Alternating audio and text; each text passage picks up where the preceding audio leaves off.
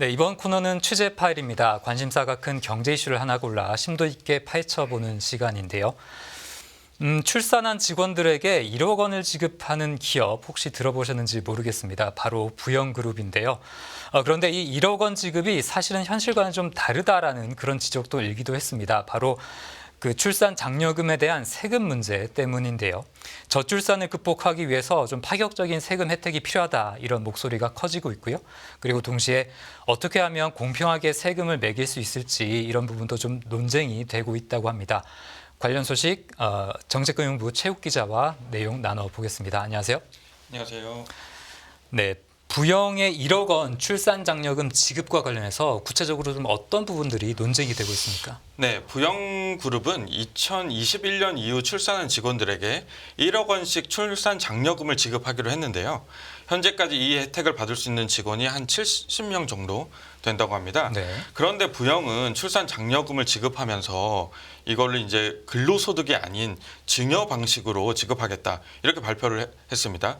그러니까 이 돈을 직원에게 바로 주는 게 아니라 회사가 태어난 아이에게 증여를 하겠다는 건데요. 지금까지는 기업에서 출산 장려금을 주면 당연히 근로소득으로 간주하는 게 일반적이었습니다. 부영에서 이런 관례를 깨고 증여라고 주장을 하면서 논쟁이 이제 벌어지게 된 겁니다. 네, 언뜻 좀 들으면서 이해가 안 되는 부분이 있는데 뭐 근로소득이 나오고 증여가 나오고 이런 것 같습니다. 그런데 부영에서는 왜 근로소득 대신 증여 방식으로 이렇게 지급을 하게 된 건가요? 네, 바로 세금 부담 때문인데요. 1억 원이나 되는 거액의 이제 장려금이 근로소득으로 지급될 경우에는 직원들이 내야 할 소득세가 아주 많아지게 됩니다. 그러니까 근로소득세를 내는 직장인 분들은 뭐 대충 아실 텐데요. 근로소득세는 과세 표준 구간별로 세율이 조금씩 달라지게 됩니다. 네. 예를 들어서 과세 표준이 5천만 원 이하라면 15%의 세금을 내고요. 8,800만 원 이하는 24%, 1억 5천만 원 이하는 35%, 그리고 3억 원 이하는 38% 이런 식으로 소득이 많아질수록 세율이 올라가는 그런 구조입니다. 네, 결국 그 직원들의 세금 부담을 낮추기 위해서 근로소득이 아닌 증여 방식을 좀 택한 셈인데 뭐 이런 얘기인 거죠? 네, 일단 정확하게 짚어주셨고요. 네. 연봉 5천만 원 정도 되는 직장인이 1억 원의 출산 장려금을 근로소득으로 받았을 경우를 좀 가정을 해보면요. 네. 근로소득세율이 원래는 15% 정도 내는 이 직장인이었는데 이게 35%까지 치솟게 됩니다. 네. 만약에 지방소득세까지 포함을 하게 되면 1억 원의 장려금을 받아도 4천만 원 가까운 세금을 떼게 되는 거죠. 그런데 증여 방식으로 지급을 하면 1억 원 이하 증여세율이 10%인데요. 이게 적용되기 때문에 이제 1천만 원만 세금을 내면 됩니다. 그래서 이제 직원들 입장에선 증여 방식이 훨씬 유리한 거죠. 그렇겠네요. 네. 사실 지금까지 이런 논란 자체가 거의 없었습니다. 왜냐하면은 부영처럼 1억 원씩 이렇게 통 크게 지급을 하는 그런 회사가 없었기 때문이죠. 네, 뭐 직원뿐만 아니라 기업 입장에서도 좀 유불리를 따져볼 필요가 있을 것 같은데 근로소득이나 증여에 따라서 기업이 부담해야 되는 세금이 좀 달라질 것 같은데 어떻게 좀 되나요? 네, 이 부분도 좀 디테일한 설명이 필요한데요. 결론부터 말씀드리면 기업 입장에서는 근로소득으로 지급하는 게 더 유리합니다. 증여로 간주하게 되면 출산 장려금이 기업의 업무상 비용으로 인정이 되지가 않습니다. 네. 그렇기 때문에 이제 부담해야 될 법인세가 늘어나게 되고요. 반대로 근로소득은 업무상 비용이기 때문에 법인세 부담을 줄일 수가 있습니다. 네, 그러면 이 부영이라는 그룹은 법인세 부담을 좀 감수하면서도 직원들의 좀 유리하게 좀 그렇게 출산 장려금을 지급하겠다 그런 네. 얘기네요. 네, 그렇습니다. 이게 부영그룹이 이렇게 좀 원래 착한 기업인가요?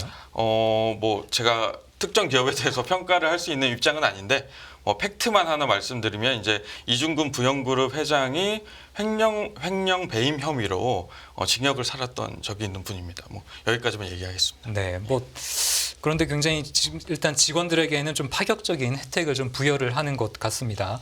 그러니까 부영그룹의 좀 출산 장려금 논란 계속 좀 전해드리고 있는데요. 결국에는 세금 문제이기 때문에 정부의 입장도 중요할 것 같은데 정부에서는 좀 어떤 얘기가 나오고 있나요? 네, 부영의 출산 장려금 이게 이제 화제가 되자 윤석열 대통령이 기업의 자발적인 출산 지원 활성화를 위해서 세제 혜택 등 다양한 지원 방안을 즉각 강구하라 이렇게 지시를 내렸는데요. 기재부에서는 이런 지시를 받아서 바로 법률 검토에 들어갔습니다. 최근에 최상목 부총리 겸 기재부 장관의 기자 간담회가 있었는데요. 최 부총리는 이 자리에서 출산 지원금으로 기업 근로자에게 추가적인 세 부담이 생기지 않도록 하겠다. 이렇게 말하기도 했습니다. 윤 대통령과 최 부총리의 발언에서 알 수 있듯이 정부가 기업들이 지급하는 이 장려금에 대해서 세제 혜택을 늘리는 방향으로 검토하고 있는 것은 맞고요. 3월 초 정도에 그 구체적인 방안을 발표할 예정입니다. 다만 어떤 식으로 혜택을 줄지에 대해서는 아직 구체적으로 결정된 바는 없습니다.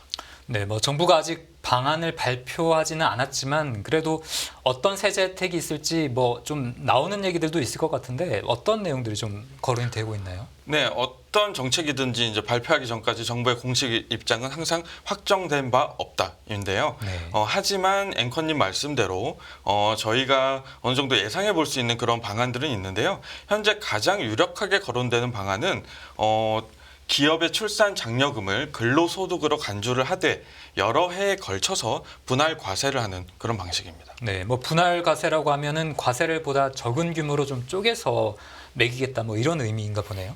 쉽게 말해 이런 겁니다. 여기서 대전제는 출산 장려금은 증여가 아닌 근로소득으로 해석한다는 거고요. 아까 예를 들었듯이 연봉 5천만 원의 직장인이 1억 원의 출산 장려금을 받았다고 가정했을 때 이걸 한 해에 몰아서 세금을 부과하는 게 아니라 5년간 예를 들어서 나눠서 이렇게 과세를 한다. 뭐 이런 게 이제 분할 과세 방식이고요. 네. 만약에 5년간 나눠서 세금을 납부를 하게 되면 매년 근로소득에 2천만 원씩만 추가되지 않습니까? 그렇기 때문에 이제 과세 표준 구간이 갑자기 이렇게 오르는 그런 것을 막을 수가 있습니다. 그리고 1년에 이제 몰아서 과세할 때보다 세율 측면에서 훨씬 유리하게 되겠죠. 네, 뭐 이런 분할 과세 이외에 또 뭐 언급되고 있는 방안이 있나요? 네, 현재 기업들이 직원들에게 주는 출산 보육 수당의 이제 비과세 한도라는 게 있는데요. 이게 지급하는 그 기업도 있고 지급하지 않는 기업도 있는데 월 비과세 한도가 20만 원까지입니다. 근데 이제 이 한도를 연간 개념으로 바꿔서 이제 적용을 시켜주거나 아니면 뭐 소급 적용한다든지 이런 방안도 거론이 되고 있습니다. 출산 장려금을 받았을 때 만약에 분할 과세 혜택을 받고 출산 보육 수당 비과세 한도까지 적용이 된다면 근로자들의 세금 부담은 확 줄어들게 되고요. 앞서 말씀드린 것처럼 기업 입장에서도 출산 지원금이 근로소득으로 해석되면 법인세를 낮출 수 있기 때문에 양쪽이 모두 세금 부담을 낮출 수 있는 그런 결과를 낳게 됩니다. 네, 그러니까 기업과 근로자가 모두 혜택을 받을 수 있는 거라면 뭐 정부가 좀 바로 발표를 할 법도 한데 일단은 3월 초까지는 좀 기다려 봐야 되는 거네요. 네, 저도 기재부를 오랫동안 담당하고 있지만 네. 이제 기자 입장에서도 이 세금 문제, 즉 세제죠. 세제가 가장 접근하기 어려운 분야인데요. 죄송합니다. 세법 자체가 워낙 복잡한 것도 있고요. 네. 법령 해석에 따라 달라지는 부분이 아주 많습니다. 그래서 정부 당국자들도 신중할 수밖에 없는 그런 상황이고요. 이번에 이슈가 된 부영의 사례만 보더라도 출산 장려금이 근로소득이냐 증여냐 해석이 분분할 수 있는 부분이 있거든요. 실제 이제 학계에서도 이런 논쟁들이 여러 주장들이 갈리고 있습니다. 이런 이유로 대통령 지시 사항이지만 기재부에선 상당히 신중한 태도를 취하고 있는 거고요. 세금 분야에서 이제 설익은 정책을 발표했을 때 부작용이 상당히 큽니다. 그래서 더욱더 신중한 걸로 그렇게 파악하고 있습니다. 네, 출산 장려금 세제 지원 방안을 발표하기 전에 정부가 또 고심하고 있는 포인트가 있다면 좀 어떤 게 있을까요? 네, 한마디로 요약하면 이제 과세 형평성이라는 개념이 있는데요. 그 원칙을 훼손하지 않는 것입니다. 기재부 입장에서 부담스러운 점이 이번 이슈가 부영그룹이라는 특정 기업 때문에 이제 촉발이 됐다는 점인데요. 직원들에게 1억 원씩 출산 장려금을 주는 게 워낙 특이한 사례이고 자칫 잘못하면 특정 기업에 대한 특혜 소지도 있을 수가 있습니다. 그 부분을 가장 조심하고 있는 것 같고요. 저출산에 이제 세금까지 국민들이 관심을 가질 만한 요소가 굉장히 많은 정책이기 때문에 과세 형평에 대한 논란이 없이 정책을 설계하는 일이 가장 어려울 것 같습니다. 네, 정부의 입장을 좀 계속 들어봤는데 그렇다면 그 외부 전문가들의 견해는 또 어떤지도 좀 궁금합니다. 네, 오늘 방송 제가 준비하면서 최대한 많은 이제 학계의 의견들을 좀 찾아보려고 노력을 했는데요. 네. 저출산 문제가 일단 굉장히 심각하지 않습니까? 지금 학교 출산율이 0.7까지 떨어진 상태인데 그렇기 때문에 학계에서도 출산 장려금의 세제 혜택을 늘리자 이 주장 자체를 반대하는 의견은 거의 없었습니다. 우선 다수의 전문가들이 출산 장려금은 근로소득으로 보는 게 맞다는 의견을 보였고요.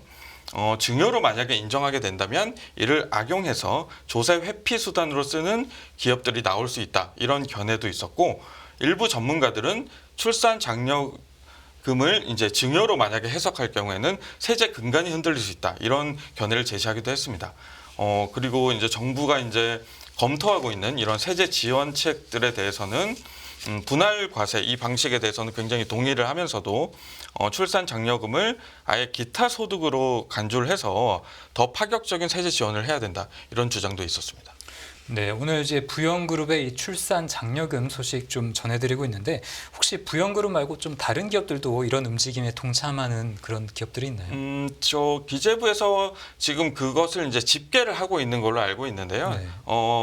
예를 들어서 최근에 이제 벤처 기업들 같은 경우에는 이런 출산 장려책들을 젊은 직원들이 아무래도 많지 않습니까? 그래서 출산 장려책들을 많이 하고 있는 걸로 알고 있고 뭐 1억까지 지원하는 곳은 거의 없는 걸로 알고 있고 뭐 100만 원 단위라든지 아니면 뭐 1000만 원 정도 이렇게 지원하는 곳들은 꽤 있었던 걸로 그렇게 기억합니다. 네, 그런 말씀 들어보니까 이 부영그룹의 규모 자체가 또 워낙에 특이한 케이스이기도 하네요. 그렇죠.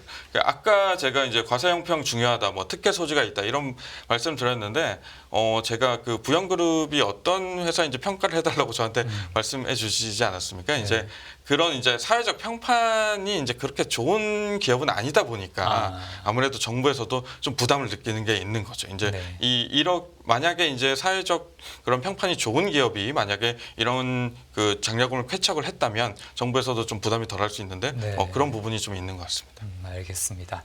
네, 뭐 일단 저출산 극복을 위해서 뭐 기업들이 보다 좀 적극적인 노력을 기울일 수 있게 세제의 틀이 좀 잘 정비가 됐으면 좋겠습니다. 네, 오늘 말씀 잘 들었습니다. 수고했습니다. 네, 감사합니다.